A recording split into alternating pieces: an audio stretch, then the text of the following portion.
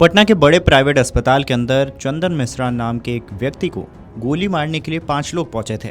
हथियार लहराते हुए दनादन फायरिंग हुई।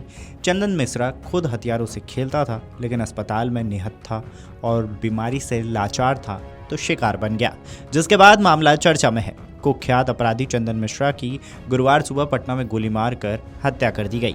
गंभीर रूप से घायल हालत में उसे निजी अस्पताल में भर्ती कराया गया था, जहां इलाज के दौरान उसकी जान चली गई। घटना की जानकारी मिलते ही पटना पुलिस मौके पर पहुंची और जांच पड़ताल में जुट गई। इधर चंदन मिश्रा की मौत की खबर के बाद बक्सर पुलिस भी सतर्क हो गई है। बताया जा रहा है कि चंदन मिश्रा बक्सर जिले के औद्योगिक थाना क्षेत्र के बड़का गांव का रहने वाला था और उस पर कई हत्या, रंगदारी और आपराधिक मामले दर्ज थे। वह पहले जेल में बंद था और हाल ही में पैरोल पर बाहर आया था। उसे बक्सर और पटना में रहने की अनुमति दी गई थी। साथ ही रोजाना नजदीकी थाने में हाजिरी देना अनिवार्य किया गया था।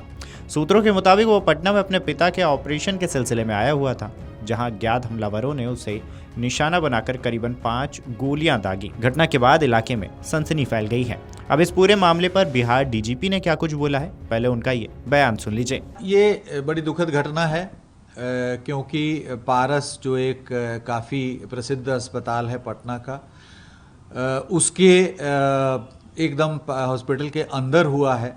पारस की अपनी भी सुरक्षा व्यवस्था है, उसको पूरा लांघते हुए और अपराध कर्मी उसके अंदर गए हैं और अंदर जाकर के घटना को कारित की है। ये एक चिंता का विषय है।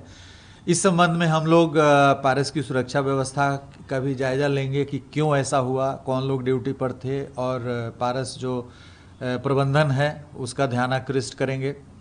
जो मृतक हैं वो पूर्व में काफ़ी दुर्दांत अपराध कर्मी रहे हैं और इनका बक्सर में आतंक था। इनके विरुद्ध दर्जनों हत्या के कांड हैं। हत्या के कांड में ये सजा याफ्ता भी हैं। फांसी की सज़ा इनको हुई थी, जो बाद में अपील में वो आजीवन कारावास में कन्वर्ट हो गई थी।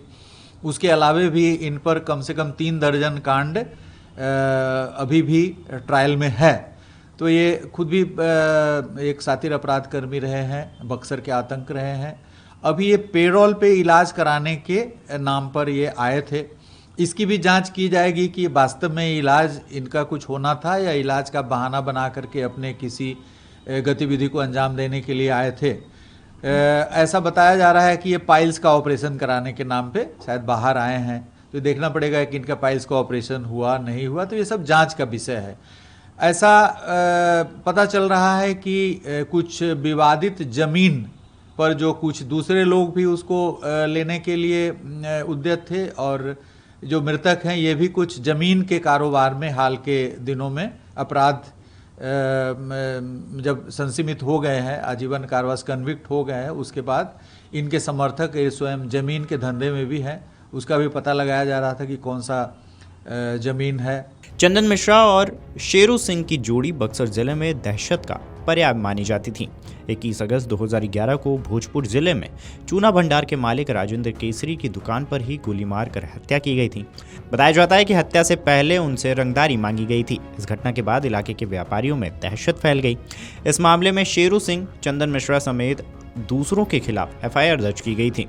बाद में अदालत ने शेरू सिंह को फांसी की सजा सुनाई, लेकिन उच्च न्यायालय ने उस पर फिलहाल रोक लगा दी। शेरू सिंह भी हत्या, आर्म्स एक्ट और रंगदारी जैसे गंभीर मामलों में जेल में बंद रहा है।